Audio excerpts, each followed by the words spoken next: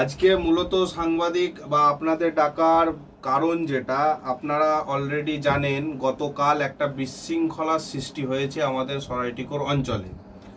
তো আমি যদিও ছিলাম না, আমি কলকাতায় ছিলাম, আমি ওভার টেলিফোন জানতে পারি বিষয়টা। সেটা হচ্ছে আমাদের এই সরাইটিকোর অঞ্চলে কংগ্রেসের একটা হঠাৎ সভা ডাকে কয়েকজন।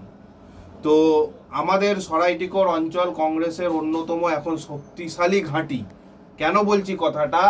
কেননা 2023-এর পঞ্চায়েত নির্বাচনে যদি বর্ধমান জেলার অন্যতম কোথাও যদি শক্তিশালীভাবে আমরা লড়াই হয়েছে, সেটা হচ্ছে কংগ্রেস লড়াই করেছে তৃণমূলের সামনে। এবং আপনারা দেখতে পেয়েছেন বিধানসভার পরবর্তী সময়ে বিজেপির সঙ্গে একটা বড় রকম ট্যাসেল চলছে কন্টিনিউ, যেটা রাজনৈতিক লড়াই আমরা করে যাচ্ছি। সেই ক্ষেত্রে দেখতে গেলে আমাদের এই সরাইটিকোরের যে কর্মীরা বা কংগ্রেসের যারা কর্মীরা একজন শক্তিশালী একটা জায়গায় পৌঁছেছে। এবং সাংগঠনিক দিক দিয়ে আমাদের এই সরাইটিকোর অঞ্চল সহ বর্ধমান 1 ব্লক, যেখানে প্রতিটা বুথে বুথে এখন আমরা সংগঠন রেডি করে নিয়েছি। প্রতিটা বুথে একজন করে সভাপতি, যুব সভাপতি এবং মহিলা সভাপতি সহ অন্যান্য সংগঠন আমরা রেডি করেছি।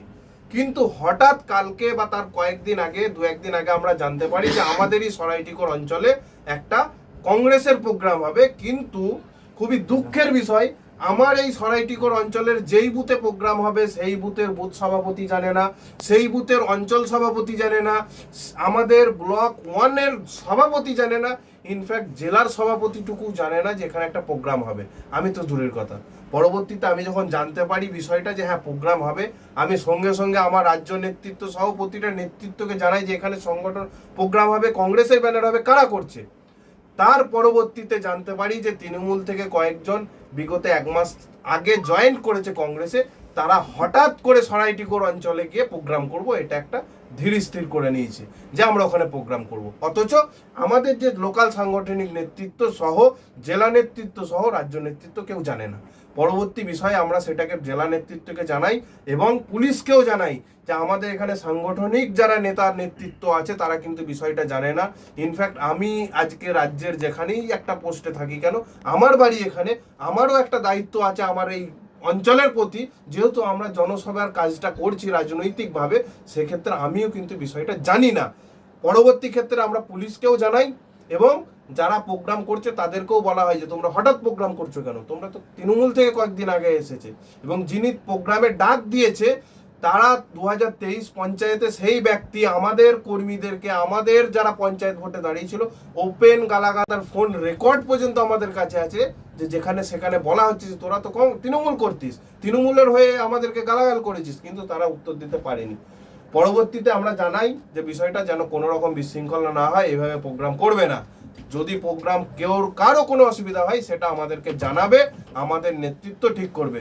তারপরেও দেখতে পাই যে তারা বাইরে থেকে 6 থেকে 7 জন টোটো করে এসে সেখানে বক্তব্য চালু করে। অতঃপর আমাদের লোকাল নেতৃত্ব যারা, তারা গিয়ে সেই সভাটাকে বন্ধ করে দেয়। এইটা হচ্ছে বিষয়। পরবর্তী ক্ষেত্রে যারা বাইরে থেকে এসেছিল, আমি কলকাতায় ছিলাম, আমার মিটিং ছিল, আমাকে জানাই যে এরকম ব্যাপার।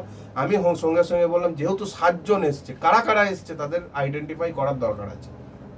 কেননা বিভিন্ন জায়গায় বিশৃঙ্খলা হচ্ছে। বাইরে থেকে কোনো অন্যজন যদি কংগ্রেসের ফ্ল্যাগ নিয়ে এসে এখানে বিশৃঙ্খলা করে, কোনো বড় ঝামেলা হয়, তাহলে আমার লোকাল নেতৃত্বের উপর দায়ভার পড়বে। তো সেক্ষেত্রে আমি তাদেরকে বললাম যে তাদেরকে বসিয়ে রাখো, আমি কলকাতা থেকে আসছি। এবং আমাদের ব্লক নেতৃত্ব, তিনিও দুর্গাপুরে ছিলেন, জেলা নেতৃত্বকে ফোন করেছি। ইনফ্যাক্ট আপনারাও পৌঁছান যে কারা এসেছে আইডেন্টিফাই করুন, তাদেরকে জানুন কেন এসেছে, কি বিষয়। পরবর্তীতে জানতে পারলাম আমি এসে যে বাইরে থেকে 2-4 জন নেতাকে, ওই যিনি ডেকেছেন প্রোগ্রাম, তিনি ফোন করে যে আসুন, ইনভাইট করেছে, তারা এসেছে। কিন্তু যিনি প্রোগ্রাম করেছেন তিনি প্রপারভাবে তৃণমূল থেকে আগত একজন, কয়েকদিন আগে জয়েন করেছে। তার থেকেও বড় কথা, আমাদের লোকাল নেতৃত্ব বিষয়টা জানতো না। পরবর্তীতে আমরা কমপ্লেন করেছি। কিন্তু খুব দুঃখের বিষয়, যে জন্য আজকে আপনাদেরকে ডাকা, কিছু কিছু সংবাদ মাধ্যম বা ডিজিটাল পোর্টাল যারা বলছে কংগ্রেসের গোষ্ঠীদ্বন্দ্ব। কংগ্রেসের গোষ্ঠীদ্বন্দ্ব তখনই হবে যখন একটা এলাকায় দুটো গোষ্ঠী হবে কংগ্রেসের। কিন্তু আমার এই এলাকার অঞ্চল থেকে শুরু করে বুথ থেকে নিয়ে অঞ্চল, অঞ্চল থেকে ব্লক, ব্লক থেকে ডিস্ট্রিক্ট, ডিস্ট্রিক্ট থেকে রাজ্য নেতৃত্ব কোনো জানেই না। পুরো আমরা এক সূত্রে গাঁথা। বাইরে থেকে কয়েকজন এসে ঝামেলা সৃষ্টি করছে। তারা বিগত 1 মাস আগে এসেছে, তারা কিন্তু এখন কংগ্রেসে আছে কি নাই সেটা এখনো ধরা যাবে না। সুতরাং যারা গোষ্ঠীদ্বন্দ্বের কথাটা বলছেন তাদের কাছে আমি প্রথমেই মানে আবেদন করব, অনুরোধ করব বিষয়টা থেকে বিরত থাকতে। কেননা আমরা অলরেডি আগেও বলেছি, আমাদের কাছে রিটেন দেওয়া আছে যে এটা কোনো গোষ্ঠীদ্বন্দ্ব নয়। আরেকটা বিষয় দেখলাম কোনো এক সংবাদ মাধ্যম বলেছেন যে কংগ্রেসের জেলার নেতৃত্বের সঙ্গে অঞ্চল নেতৃত্ব ঝামেলা। এই বিষয়টাকেও আমি আরও ডাকার এটাও একটা কারণ যে দেখুন, আমরা একটাই কথা বলছি, এক সূত্রে আমরা গাঁথা, আমাদের কোনো বিভেদ নেই, কিন্তু বহিরাগত কিছুজন এসে এখানে প্রোগ্রাম করছে, সেটা কংগ্রেসের আছে কি নাই সেটা ডিস্ট্রিক্ট নেতৃত্ব, জেলা নেতৃত্ব বা রাজ্য নেতৃত্ব ঠিক করবে।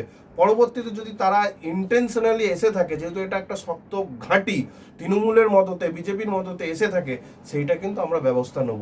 সেই জন্যই আজকে আপনাদের দাদা আপনি যেটা বললেন কোন একটা বিশেষ দল থেকে তারা কংগ্রেসে যে মিটিং ডেকেছে, সেইভাবে কি কারো নাম উঠে আসছে সামনের সারিতে? দেখুন, আমি যেটা জানতে পারলাম যে পূর্বে একজন কংগ্রেস করতেন, বহু পূর্বে, তার নাম হচ্ছে শেখ নাজির হোসেন এবং অপরজনের নাম হচ্ছে তোরাব মল্লিক ওরফে রিটন বলে ডাকে। তিনারা পূর্বে কংগ্রেস করতেন, কিন্তু ওই যে রিটন ব্যক্তিটা, সে পঞ্চায়েত ইলেকশনে আমাদের সঙ্গে সাথ দেয়নি। এখানে আমাদের ক্যান্ডিডেটদের উপর হুমকি দিয়েছে, গালাগাল দিয়েছে। আমার এই বুথ সভাপতি আছে, যেই বুথের কালকে প্রোগ্রাম হলো 74 নম্বর বুথ, সেই বুথের সভাপতি, এই সভাপতিকে পর্যন্ত 23 পঞ্চায়েত নির্বাচনে গালাগাল করেছিল। তাহলে তার বুথে আজকে হঠাৎ করে সে তৎকালীন সময় বিগত 1 মাস আগে অদিত চৌধুরীর প্রোগ্রাম হয়েছিল, আপনারা জানেন, মন্তেশ্বরে, সেখানে জয়েন করে সেখান থেকে আজকে হঠাৎ করে এখানে প্রোগ্রাম করতে আসে।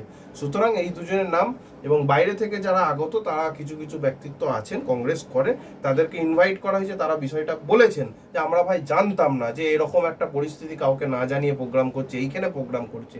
যদি কোনো টাউনের হলে প্রোগ্রাম হতো, ঘরে সেটা একটা একটা এসে স্ট্রিট কর্নার করা বা পথসভা, একদম সকলের সামনে পথসভা করা, এটা একটা অন্যরকম বিষয় দেখায় না? তো সেক্ষেত্রে বাইরের নেতৃত্ব যারা আসছেন তাদেরকে বলা হয় ইনভাইট করেছে, প্রোগ্রাম হবে, কিন্তু তারা বিষয়টা জানতেও না। তারা আমাকে ফোন করেন যে দাদা আমরা জানতাম না। কিন্তু যারা ওই দুজন করেছে তারা ইন্টেনশনালি জায়গাটাকে খারাপ করার জন্য কারোর মদতে করেছে। কাদের মদতে সেটা জেলার নেতৃত্ব, রাজ্য নেতৃত্ব। এই নিয়ে কি কোথাও কমপ্লেন জানানো হয়েছে? আমরা অবশ্যই আমরা পূর্বেও কমপ্লেন করেছিলাম যে এরকম একটা হতে পারে, সেটা রাজ্য নেতৃত্ব বলেছিল দেখব।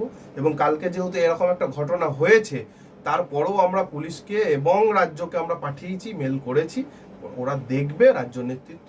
কিন্তু আমার যেটা আজকে মূল কারণ, যে মিডিয়া যেভাবে চলছে গোষ্ঠীদ্বন্দ্ব, এটা কিন্তু কোনো গোষ্ঠীদ্বন্দ্ব নয়। পুরো ক্লিয়ার করে দিলাম আমি যে আমাদের বুথ থেকে নিয়ে রাজ্য পর্যন্ত একটা সুতোই গাঁথা। কিন্তু বাইরে থেকে হঠাৎ করে এসে কেউ যদি কংগ্রেসের পতাকা নিয়ে এসে গোষ্ঠী, সে নিজেকে বলে, 7টা লোক, আপনারা হয়তো দেখেছেন, 7 থেকে 8 জন লোক প্রোগ্রাম করছে, এখান থেকে প্রায় 40 থেকে 50 জন আমার এই বুথের লোক বাধা দিয়েছে। তৃণমূলে হেরে যাওয়ার কারণেই কি মাথা গলিয়েছে? সেটাই অবশ্যই কথাটা তো আমাদের ওইটাই, যে তৃণমূলে এতদিন হয়তো তৃণমূল যদি জিতে যেত হয়তো তারা অন্য জায়গায় থাকতো। তৃণমূল হেরে গেছে, তারা তারপর গিয়ে কংগ্রেসের যোগ দিয়েছে, এটা একটা বড় ফ্যাক্ট। দেখুন, তারা কি করেছে না করেছে কারোর দিকে আমি আঙুল তুলিনি। আমার রাজনৈতিক যে আমার যেটা আমি পন্থায় চলি, সেটা আমার পন্থা নয়, কারোর দিকে আঙুল আমি তুলব না। কিন্তু বিষয় হচ্ছে সংগঠন বা রাজনীতি, আমাদের মানে স্পেশালি আমরা যেভাবে রাজনীতি করি সেটা হচ্ছে জনসেবা। বা আমার এখানে আপনারা খবর নেবেন যে যখন থেকে আমরা রাজনীতি করছি, আমার কর্মীদের মূল কাজ হচ্ছে জনসেবা। ইনফ্যাক্ট ওই তৃণমূলের একটা ছেলে কয়েকদিন আগে মার খেয়েছিল, আপনারা জানেন। তৃণমূল করার জন্য, মার খাওয়ার জন্য আমি নিয়ে গিয়ে হসপিটাল নিয়ে গেছি। যেহেতু আমি বলেছিলাম যে মার খেয়েছে, যেই মেরেছে, মারাটা অন্যায়, সে যেই দলই করতো, সে ওপেন বলেছে মিডিয়ার সামনে আমি তৃণমূল করতাম, মার খেয়েছি। কিন্তু সেই জায়গায় আমি একজন কংগ্রেসের লোক হিসেবে তাকে কিন্তু আমি দেখাতে গিয়েছি, বিং এ হিউম্যান, একজন মানুষ হিসেবে। তো আমাদেরও দায়িত্ব, বা আমরাও কাজ করে চলেছি কিন্তু মানুষের জন্য।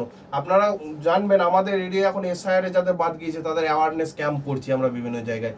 কয়েকদিন পর আমাদের বিনামূল্যে চিকিৎসা পরিষেবা সকলের জন্য, এটা কোনো পার্টির জন্য নয় যে তুমি বিজেপি তুমি এখানে আসতে পারবে না, তুমি সিপিএম করো, তৃণমূল করো, তোমরা সকলের জন্য আমরা করছি। সুতরাং আমাদের রাজনীতির মূল হচ্ছে জনসেবা। আমরা রাজনীতিকরণ করব, আমাদের সাংগঠনিক পাওয়ার দরকার, পদ দরকার, আমাদের নয়। আমরা কিন্তু রাজনীতিটা করছি মানুষের জন্য। কিন্তু বিষয় হচ্ছে কেউ যখন ঢুকে যাবে ওইভাবে, সেই আমাদের যেই পন্থায় আমরা চলছি সেটা আমাদের বিঘ্ন হবে।